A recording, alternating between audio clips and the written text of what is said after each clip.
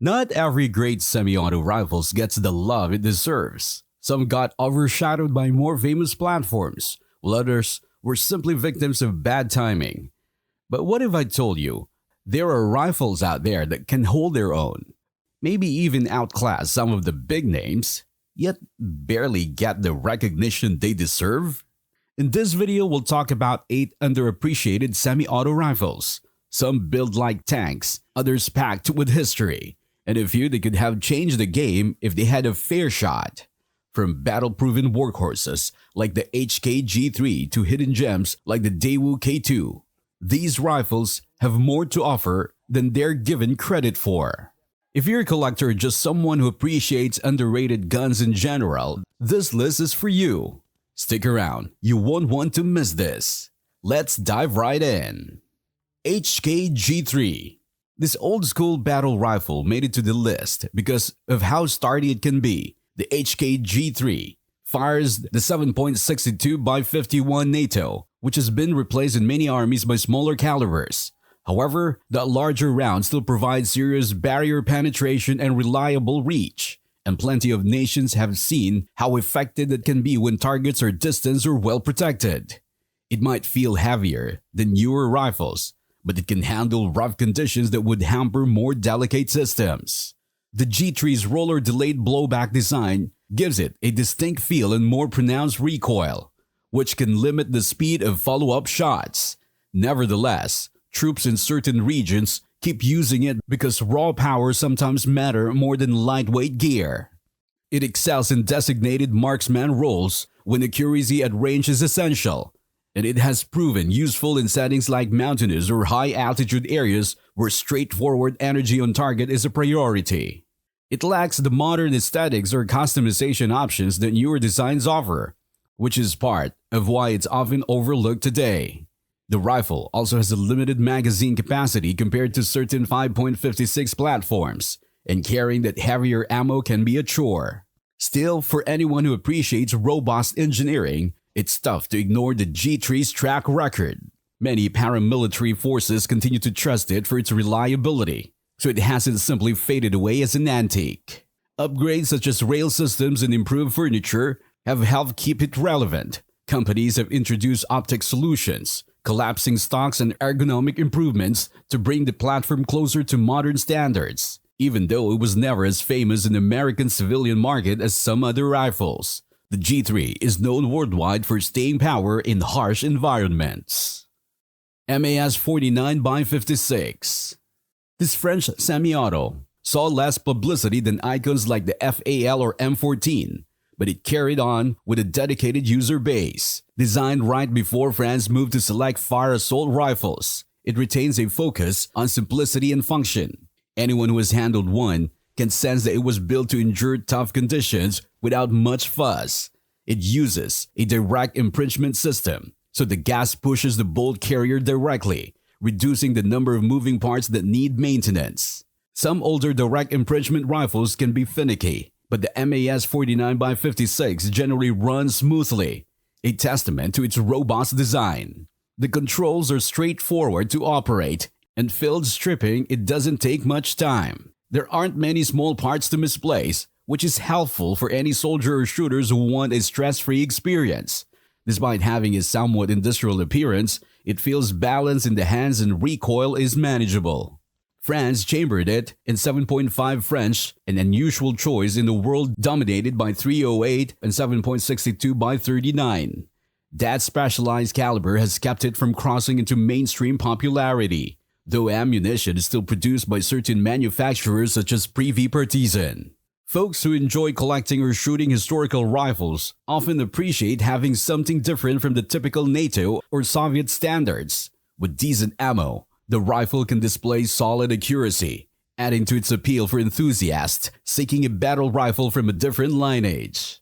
It never swept the global market or drew large-scale adoption outside its home country. Even so, there is a definite charm in how purely it embodies the concept of a no-frills combat rifle that can keep running under challenging conditions.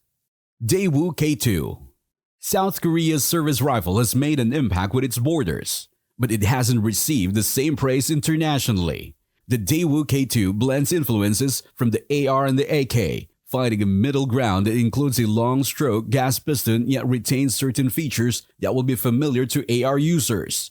It's chambered in 556 NATO, so that already places it in the global standard for modern rifles, but it was never aggressively marketed abroad, which limited its reach. The rifle's design accommodate a folding stock, something AR-style rifles typically don't have unless they use specialty adapters.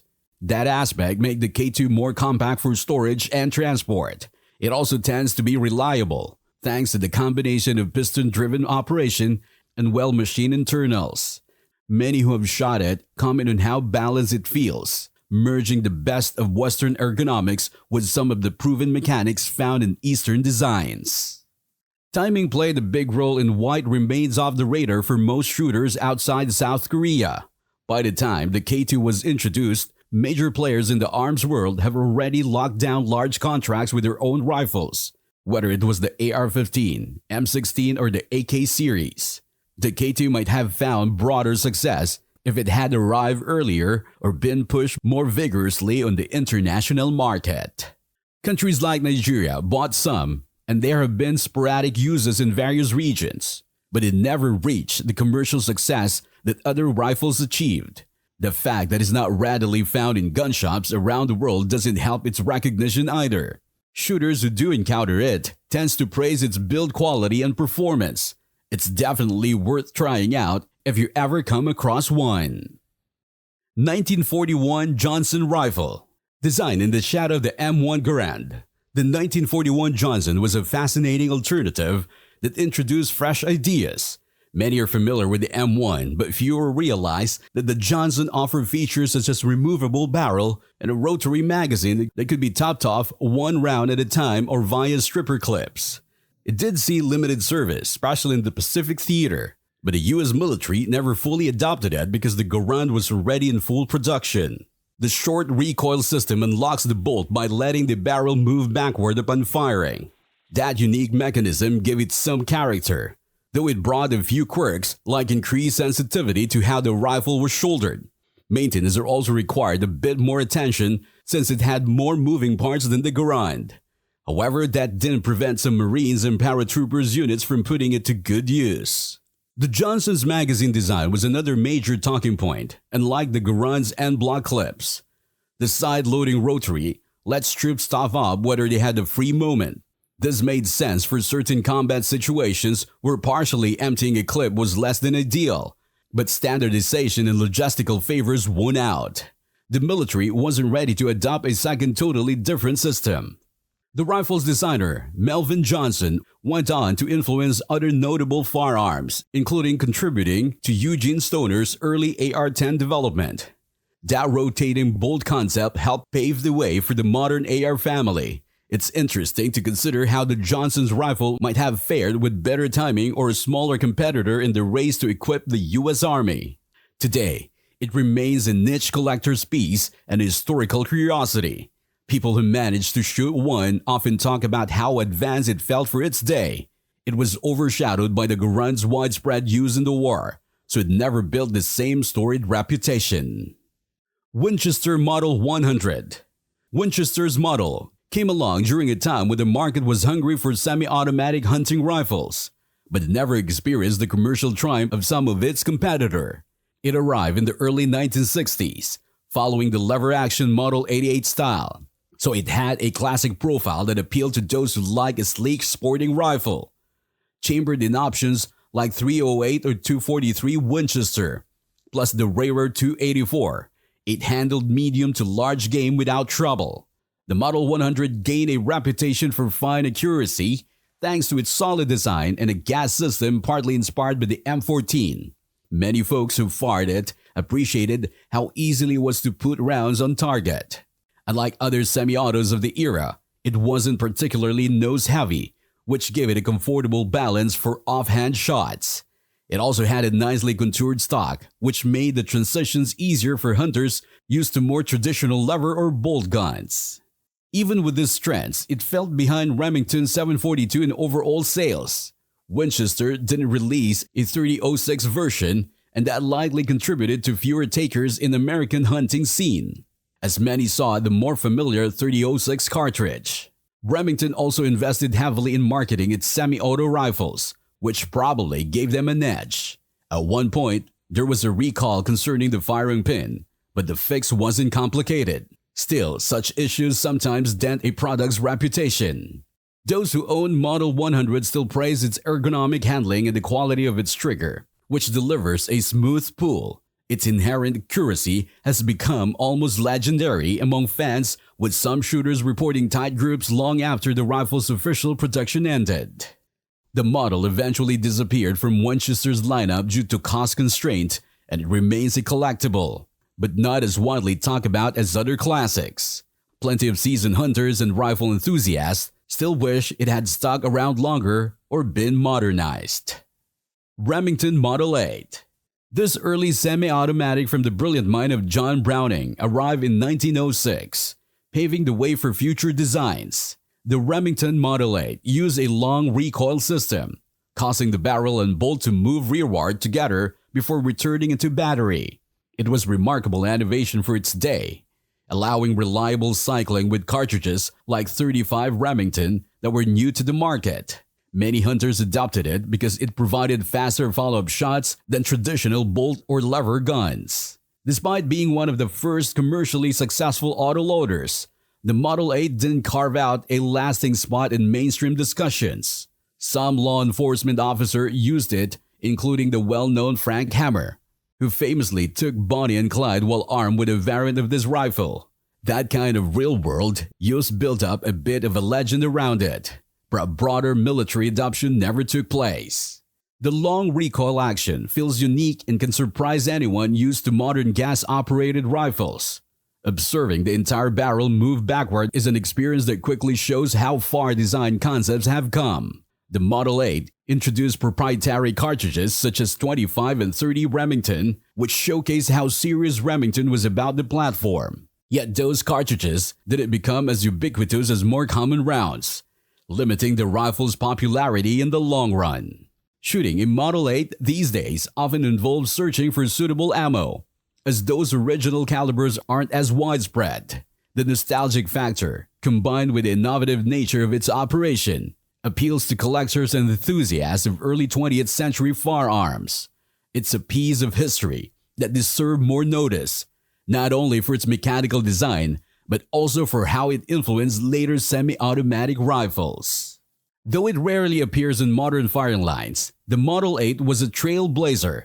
It showed that semi-automatic hunting rifles can be both reliable and practical. Modern rifles might overshadow it in performance and ergonomics, but anyone diving into the evolution of autoloading firearms should give credit to this lesser-known Remington classic. Ruger Mini 14. This rifle has lived under the AR-15 shadow for decades, yet it remains a solid choice for many shooters who value practicality. It borrows elements from the M14, only in scaled-down package chambered for 223 Remington. Folks who appreciate a familiar rifle-like feel enjoy the Mini 14's more traditional styling. Its shorter gas system and classic wood furniture present a different look than the typical black rifle aesthetic, which makes some people more comfortable choosing it over modern tactical designs.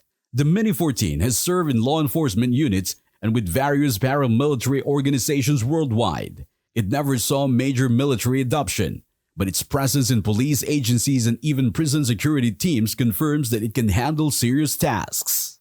Over the years, the early accuracy complaints prompted Ruger to release thicker-barreled models, which improve consistency and group sizes. Though it might not be a competition-grade tack driver, it's more than enough for most jobs, from keeping coyotes off the ranch to functioning as a defensive carbine.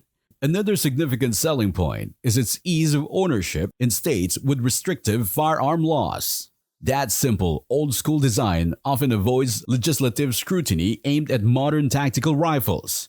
For people who want a dependable semi-auto that doesn't create as many legal headaches, the Mini 14 checks a lot of boxes. It also comes in various calibers like 6.8 SPC or 300 Blackout, giving more choices for different shooting needs. Even though some folks dismiss it as outdated, The Mini 14 has proven reliable in all sorts of roles. It may not match the AR-15 in modularity, but its simpler form appeals to many who just want a durable, straightforward carbine. And that's it for this video. There's no shortage of great semi-auto rifles, but sadly, some just never got the attention they deserved. The 8 we just talked about remain hidden in the shadows, despite their solid performance. But would you know of other underappreciated rifles that should have made a list?